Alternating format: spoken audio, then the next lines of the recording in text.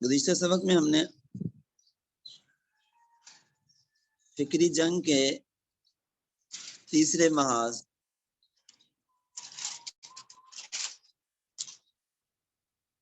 Globalisation کو شروع کیا تھا، جس میں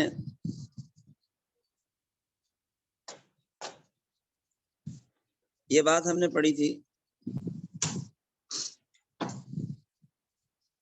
کہ گلوبلائزیشن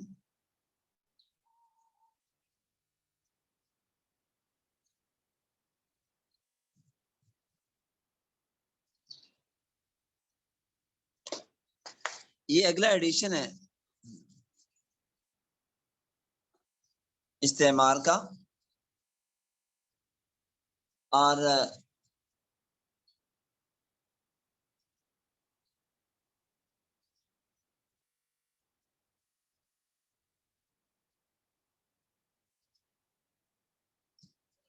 استشراق کا، اور اس میں ان لوگوں نے خوشنما لیبل لگا کر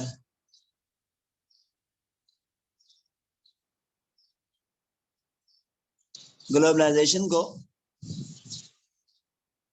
دنیا میں محبوب اور مقبول بنانے کی کوشش کی۔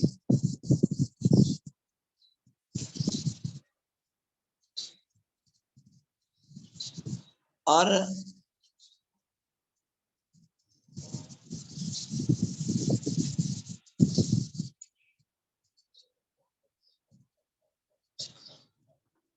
اس کے بعد ہدف اور مقصد پوری دنیا پر اقتصادی تسلط تھا۔ یہ اقتصادی طور پر ہم پوری دنیا کو اپنے قبضے میں لے لیں۔ چنانچہ کل بات پڑی تھی ہم نے کہ ان لوگوں نے پہلے تو پوری دنیا پہ حملے کیے اور عسکری طور پہ دنیا پہ ہاتھ صاف کیا۔ تو بات یہاں تک پہنچی تھی کہ ان لوگوں نے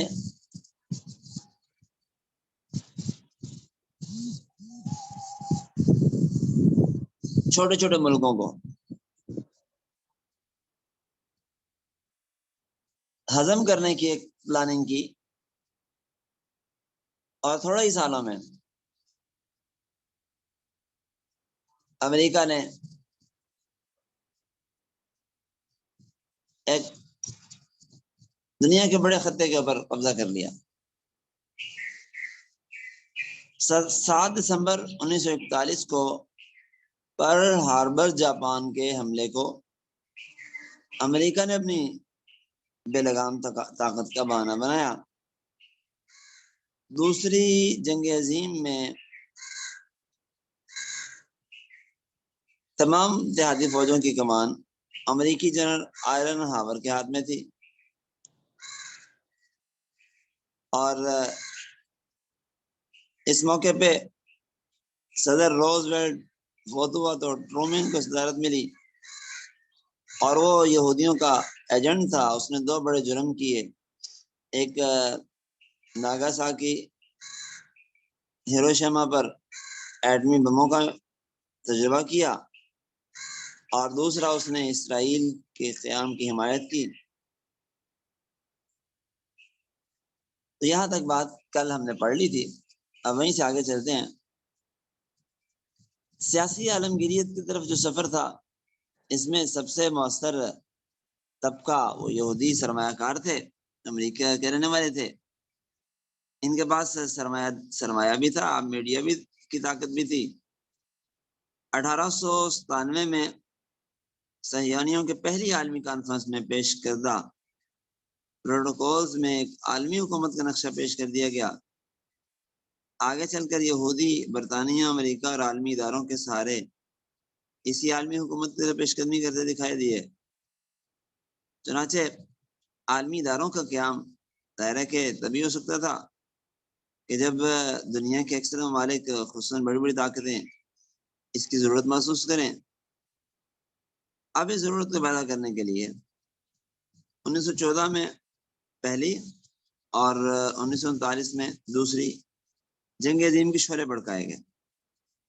پوری دنیا تباہ ہوئی، لیکن یہودی لابی اور امریکہ کو فائدہ ہوا۔ تو اب کچھ عالمی ادارے قائم کرنے کے لیے زمین ہموار کی جا رہی ہے۔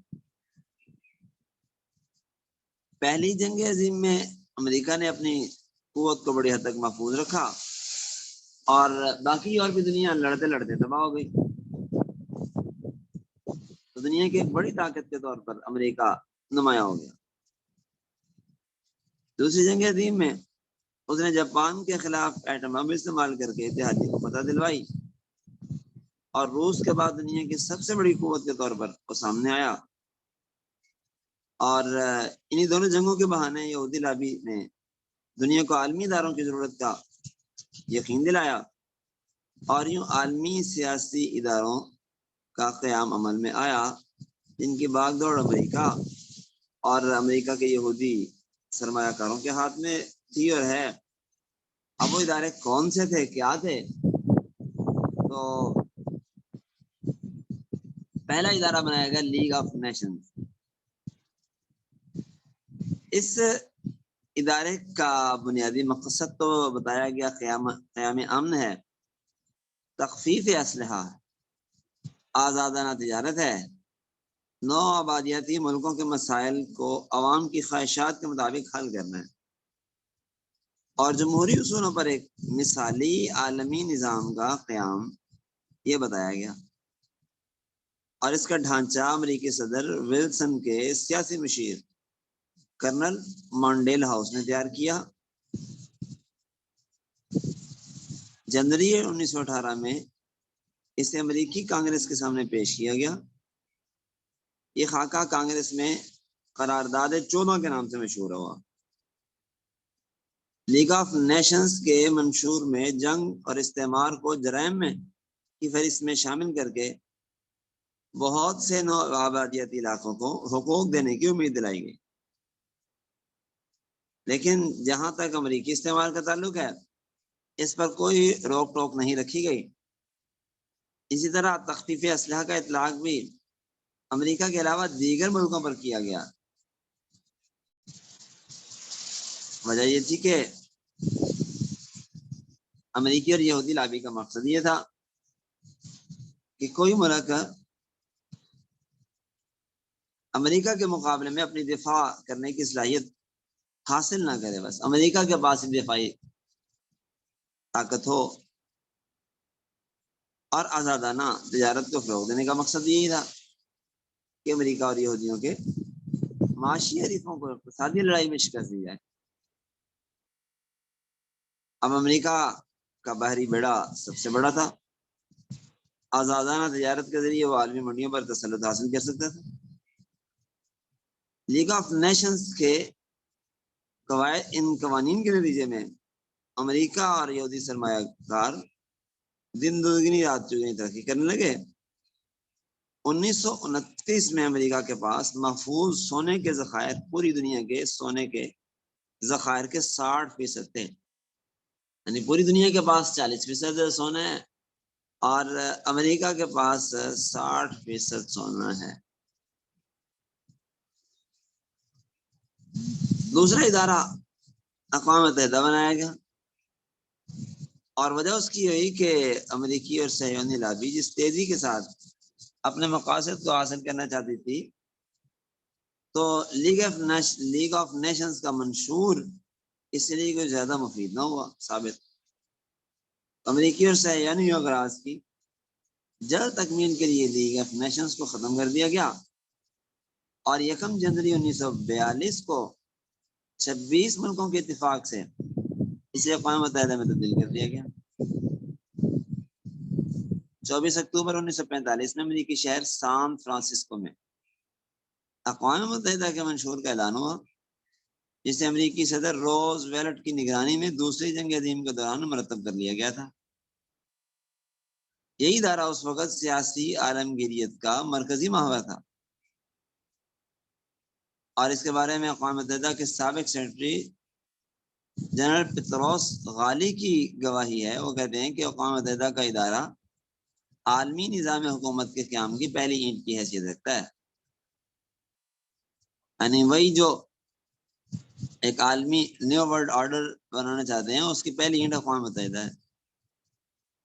اقوام متحدہ کی سلامتی میں صرف 5 بڑی طاقتوں کو ویٹو پاور دی گئی، اور ان ممالک کو کسی بھی قرارداد کو منسوخ کرنے کا حق حاصل ہے۔ کوئی عالمی مسئلہ ان 5 کے اتفاق کے بغیر حل نہیں ہو سکتا۔ امریکہ نے، جن کا ذکر پہلے گزر چکا ہے، اس ناروا اختیار سے امریکہ نے بڑا فائدہ اٹھایا۔ 1970 سے 1990 کے درمیان 60 مرتبہ ویٹو پاور استعمال کر کے دنیا پر اپنی رائے مسلط کی، اور برطانیہ نے 26 مرتبہ، فرانس نے 11 مرتبہ، روس نے 8 مرتبہ یہ ویٹو پاور استعمال کر کے دنیا کی ہنسی اڑائی۔ یہ سیاسی عالمگیریت کا ایک المناک منظر ہے کہ مسلم دنیا اقوام متحدہ کی رکنیت اختیار کرنے کے بعد ایسے غیر منصفانہ ضابطوں کو تسلیم کر چکی ہے۔ اقوام متحدہ کے منشور کی شق نمبر 7 کے مطابق سلامتی کونسل ضرورت پڑنے پہ اپنی نگرانی میں فوج بھی تشکیل دے سکتی ہے، تاکہ جب سلامتی کونسل کسی ملک کے خلاف جنگ کا اعلان کرے تو یہ فوج اپنا کردار ادا کرے۔ اور شق نمبر 39 میں وضاحت کی گئی کہ دنیا میں قیام امن کی ذمہ داری سلامتی کونسل پر عائد ہوتی ہے۔ اس کو یہ حق ہے کہ ہر اس ملک میں دخل اندازی کرے جہاں امن کو تہوارہ کیا جا رہا ہو۔ دخل اندازی میں طاقت کا استعمال کرنے یا نہ کرنے کا فیصلہ بھی سلامتی کونسل کے ہاتھ میں ہے،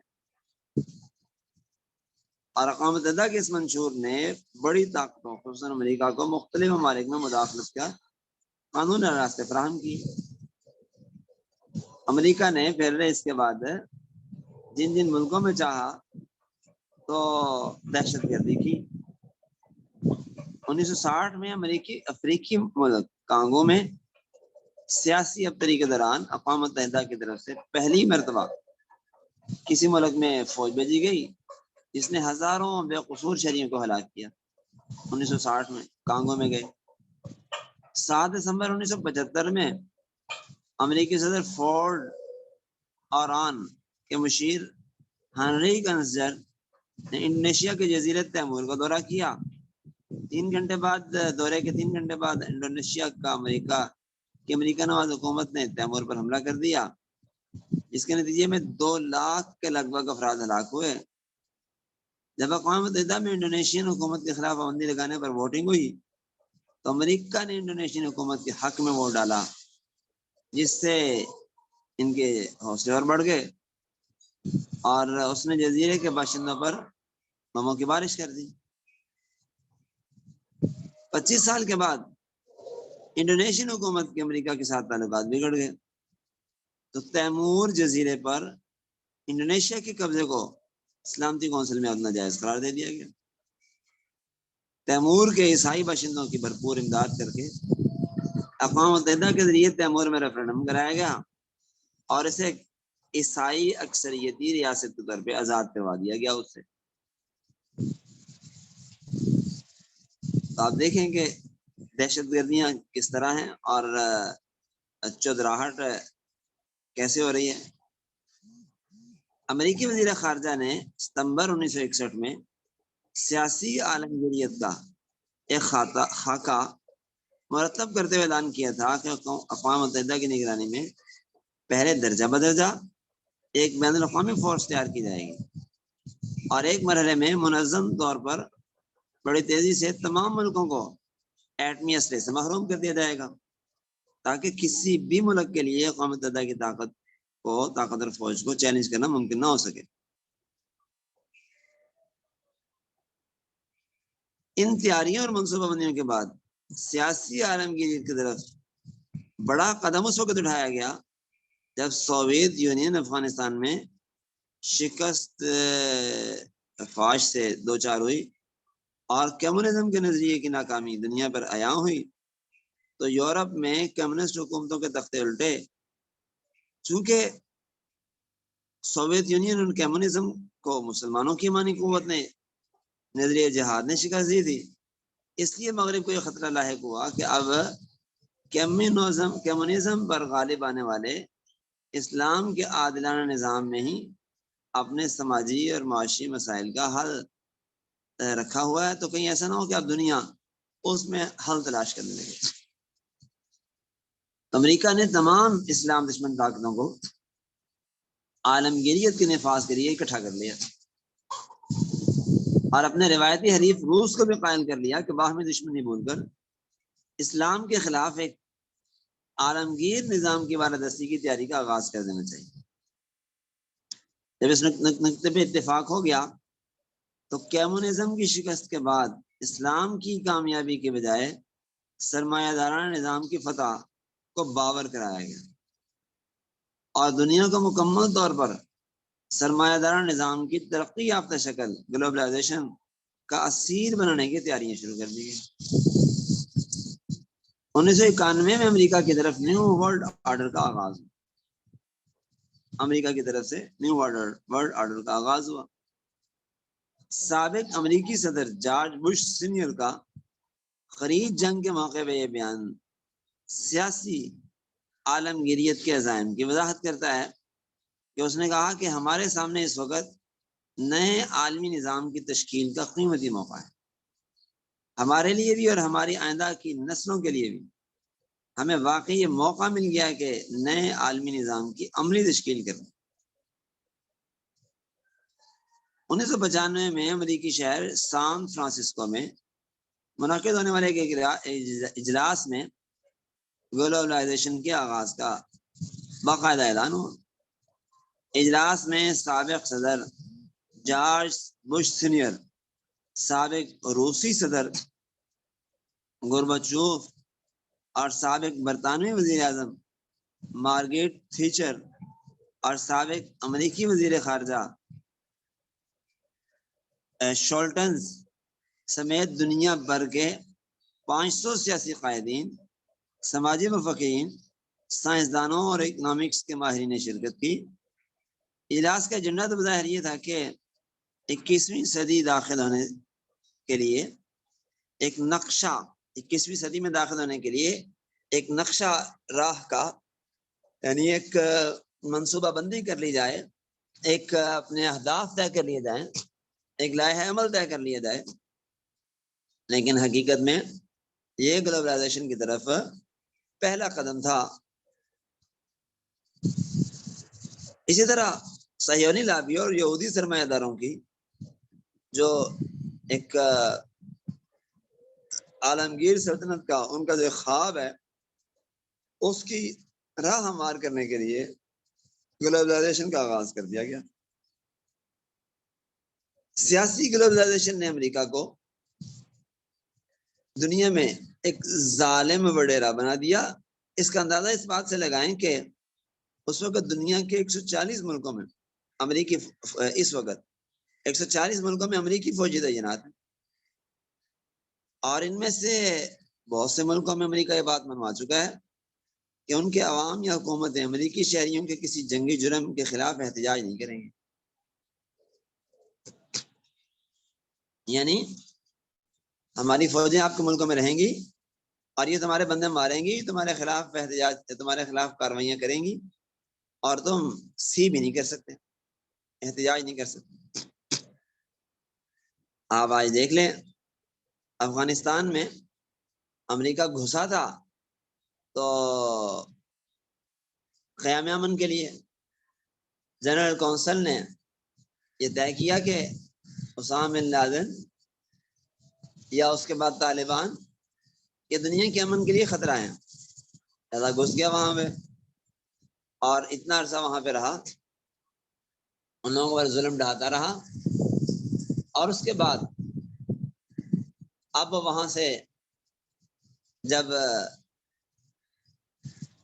نکلا ہے اب پاکستان میں رہ کے ان کے خلاف کارروائیاں کرنا چاہتا ہے اور پاکستان سے اڈے مانگ رہا ہے کہ اگر دوبارہ اسے افغانستان میں کبھی گھسنا پڑے اور دوبارہ افغانستان والے کہیں اسلامی نظام قائم کرنا چاہ رہے ہوں تو پھر سے دوبارہ ان کے اوپر حملہ کر سکے.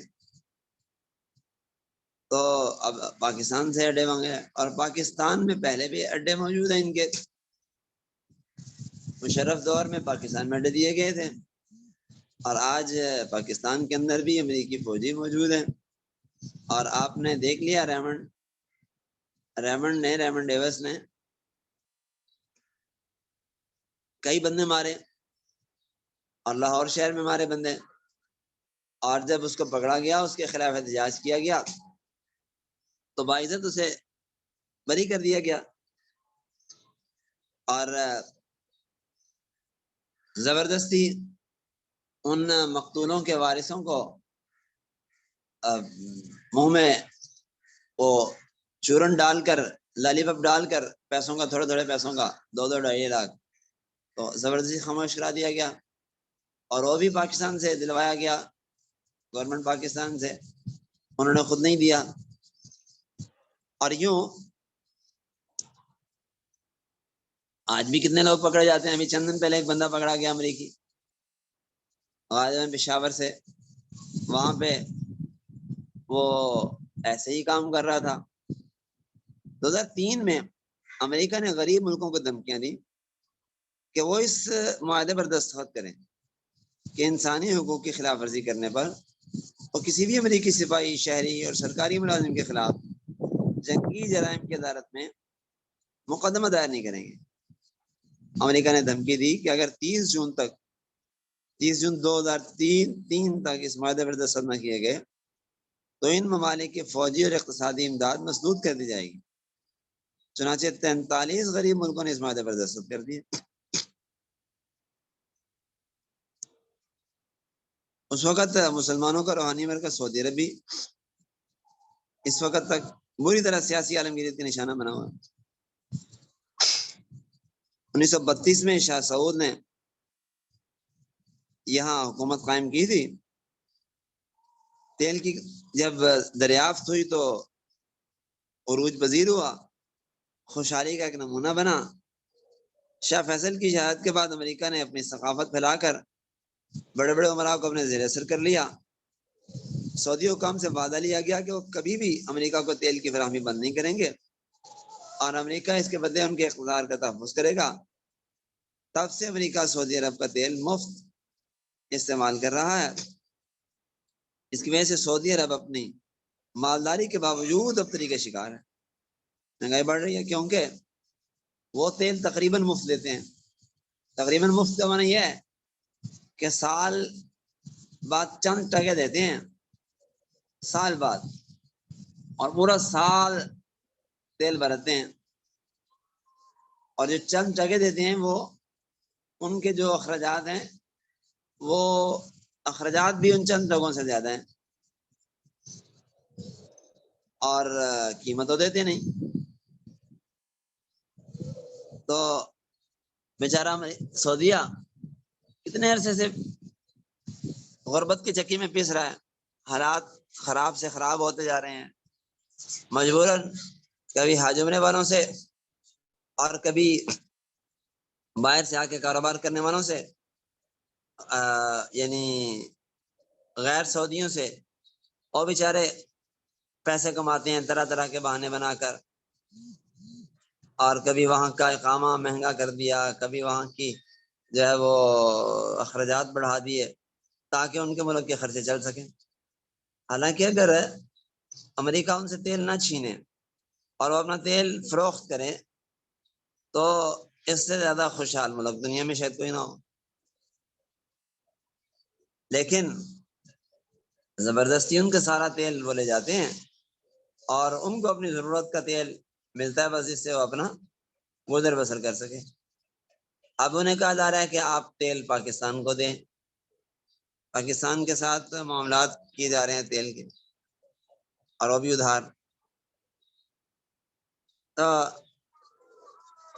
سعودیہ والے بھی جانتے ہیں سب عوام کہ ہمارے مسائل کی اصل جڑ امریکہ ہے، امریکہ کا سیاسی تسلط اور نیو ورلڈ آرڈر ہے، لیکن وہ بیچارے جان نہیں چھڑا سکتے اسے۔ پاکستان، افغانستان، بنگلہ دیش، ترکی، عراق، مصر اور دیگر اسلامی ممالک سب کے حالات ایسے ہی ہیں، بلکہ بدتر ہیں، اور حکومتوں کو ٹوٹنے اور تشکیل پانے سے لے کر ملکوں سے جنگوں کے اور دیگر معاہدوں کے جتنے بھی امور ہیں امریکہ کی منشا کے مطابق طے ہوتے ہیں، اس کے علاوہ طے نہیں ہو سکتے۔ تو یہ تھا سیاسی گلوبلائزیشن کا میدان۔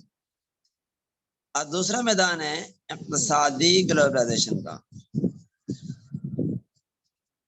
تو اقتصادی گلوبلائزیشن کا بنیادی ہدف اقتصادیات پر قبضہ کر کے چند سرمایہ داروں کے ہاتھ میں اقتصادیات کو مرکوز کر دینا ہے، اور اس میں چاہتے یہ ہیں کہ اقتصادی مسائل میں دنیا کی تمام مقامی حکومتوں کو کے اختیار کو اس طرح ختم کر دیا جائے کہ کسی ملک کی حکومت اپنی اقتصادیات کو ترقی دینے میں کوئی کردار ادا نہ کر سکے۔ پوری دنیا کی اقتصادیات پر صرف امریکہ کی بالادستی قائم کر دی جائے، اور ساری دنیا کی اقتصادیات امریکن یہودی سرمایہ داروں کی مٹھی میں آ جائیں۔ چنانچہ اس کے لیے سونے کے ذخائر پر قبضہ سب سے پہلا ان کا قدم تھا، ہدف تھا، جو تقریباً کر چکے ہیں۔ اور نمبر 2، عالمی تجارتی اداروں کا قیام، یہ بھی ہو چکا ہے۔ اور تیسرے نمبر پر تجارت سے متعلقہ عالمی معاہدے یہ بھی کر لیے گئے ہیں ایک عرصے سے۔ اور نمبر 4، ملٹی نیشنل کمپنیوں کا فروغ، وہ بھی اب ہو چکا پوری دنیا پہ، اور انہیں کی بادشاہی اور حکومت ہے۔ اور نمبر 5، پبلک ریلیشنز انڈسٹری کا پھیلاؤ، اور اس کی وضاحت تفصیل آئے گی، یہ بھی ہو چکا ہے۔ تو یہ 5 اقدامات اقتصادی گلوبلائزیشن کے لیے ان لوگوں نے کیے۔ اب ان میں پہلا قدم جو تھا سونے کے ذخائر پہ قبضہ، تو سونے کے ذخائر پر قبضہ یہودیوں کا دیرینہ خواب تھا، اور یہ اسی وقت پورا ہونا شروع ہو گیا تھا جب سونے چاندی کے سکوں کی جگہ نوٹ ہونے لی تھی۔ جب ان کی جگہ نوٹ آ گئے تھے تو خود بخود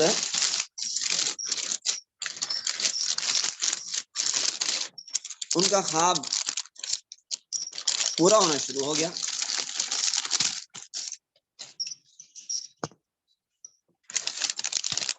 اور اس کے بعد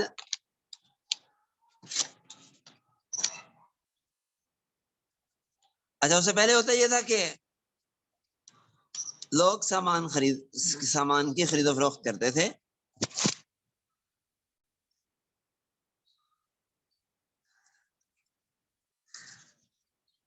اور سامان کے بدلے سامان بیچتے تھے۔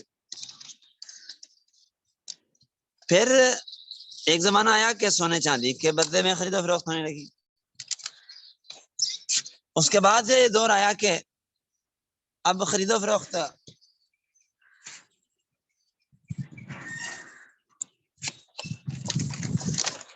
ہونے لگی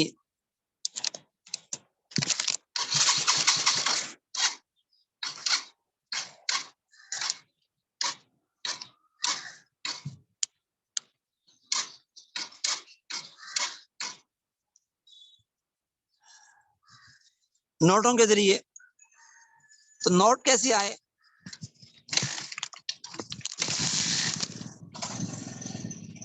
نوٹ دنیا میں اس طرح آئے کہ ظاہر پہلے زمانے میں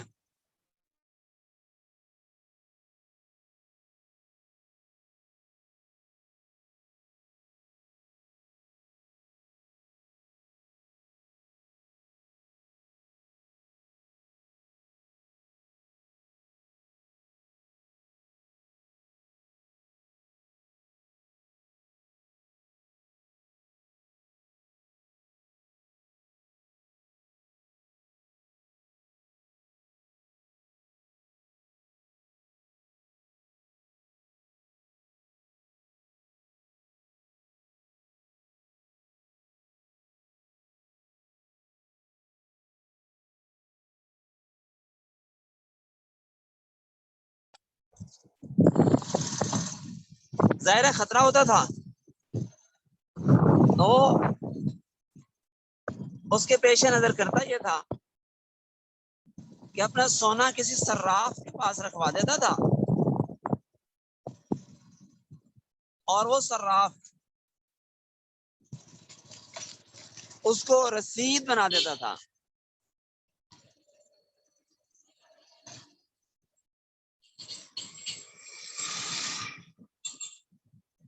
اس سونے کی رسید بنا دیتا تھا. اب وہ اس کی رسیدیں مارکیٹ میں تقسیم کر دیتا تھا, پھیلا دیتا تھا, اور لوگوں کو جب سونا چاہیے ہوتا تھا تو وہ اس سے آ کے لے لیتے تھے. یہ کہ وہ خود ہی پہلے لے لیتا تھا, اس سے رسید واپس کر کے لوگوں کو بانٹ دیتا تھا جس سے مال لیا ہوتا تھا, اور یہ اس کی رسیدیں چلتی تھی. اب یہی رسیدیں اگلے مرحلے میں نوٹوں کی شکل اختیار کر گئی. تو امریکہ نے اس صورتحال سے خوب فائدہ اٹھایا. اس نے وہ رسیدیں یعنی نوٹ بنا بنا کر چھاپنے شروع کیے اور لوگوں سے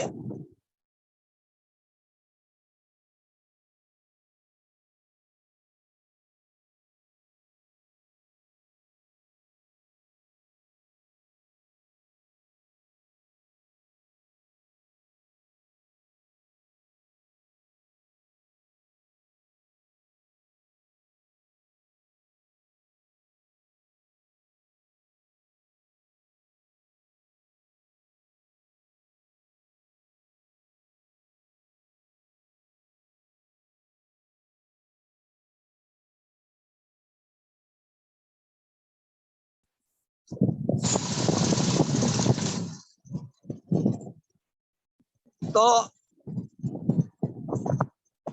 جب ان کے ہاتھوں سے سونے کے ذخائر نکل گئے تو وہ سونے کے ذخائر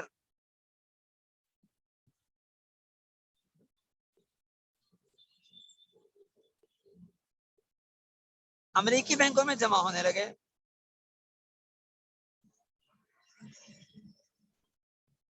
چنانچہ اس وقت امریکہ کے پاس محفوظ سونے کے ذخائر پوری دنیا کے سونے کی مجموعی تعداد سے زیادہ ہو گئے, مجموعی مقدار. اس موقع پہ امریکی سرمایہ کاروں نے امریکہ کے شہر بریٹن ووڈز میں 1944 میں ایک کانفرنس منعقد کی اور عالمی تجارت کا ایک نیا نظام تشکیل دیا جس کے مطابق کسی بھی ملک کا مرکزی بینک امریکہ کو ڈالر دے گا اور اسے سونا لے گا, یعنی ڈالر دے کر سونا لے سکتا ہے. اب اس موقع پہ امریکہ کے یہودی سرمایہ داروں کا سونا پوری دنیا کی کرنسی کا ایک اور پوری دنیا کی کرنسیاں اسی سے وابستہ ہو گئی, یعنی پوری دنیا کی کرنسیاں ڈالر سے اور ڈالر سونے سے وابستہ ہے. اب کوئی ملک بھی عملی طور پہ ڈالر دے کے سونا نہیں لیتا, بلکہ ڈالر سے ہی وہ خرید و فروخت کرتے ہیں اس امید پر کہ جب ضرورت پڑے گی تو ہم ڈالر دے کے سونا لے لیں گے.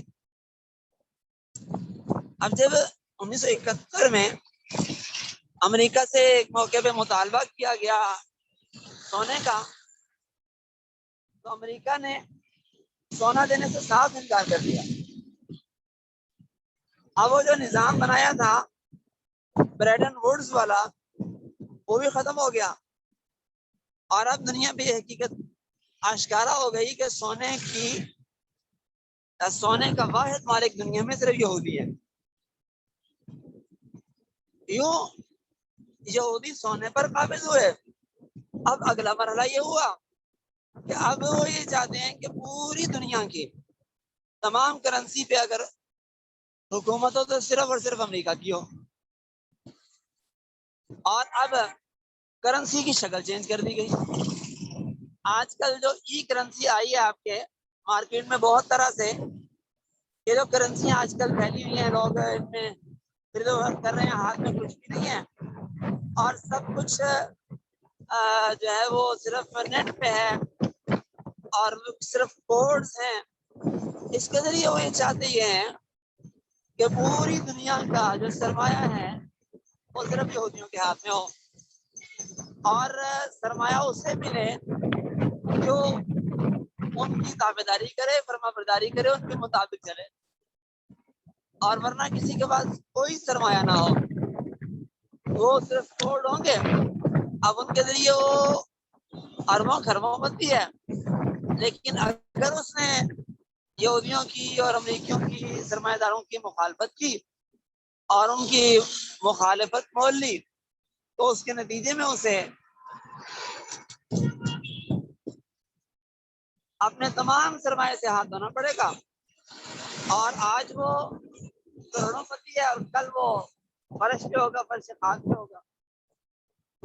تو یہ ایک ہدف ہے آج دنیا کا، جس کے اوپر عمل کیا جا رہا ہے، اور رفتہ رفتہ دنیا کو اس طرف لے جایا جا رہا ہے کہ دنیا کے پاس کچھ نہ ہو، جو کچھ بھی ہو وہ ان وڈیروں کے پاس، چودھریوں کے پاس ہو. بہرحال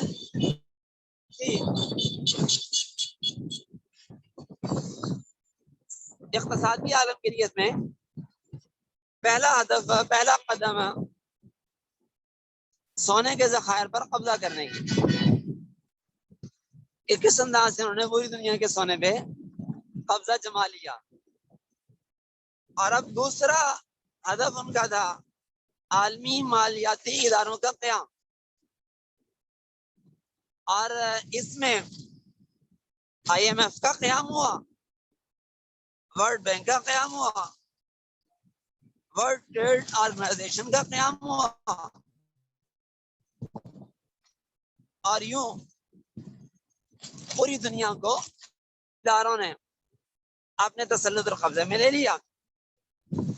اور اس کے بعد پھر اگلا قدم تھا عالمی تجارتی معاہدوں کا قیام، اور وہ بھی دنیا کے ساتھ معاہدات کر لیے گئے ہیں. تو یہ اب باتیں اللہ نے چاہا تو ہم کل سنیں گے، کل سے انشاءاللہ العزیز. آج اسی پہ اکتفا کرتے ہیں. هذا والمرام بهذا القدر نكتفي اليوم. ولله الحمد والآخرة. جزاكم الله خيرا.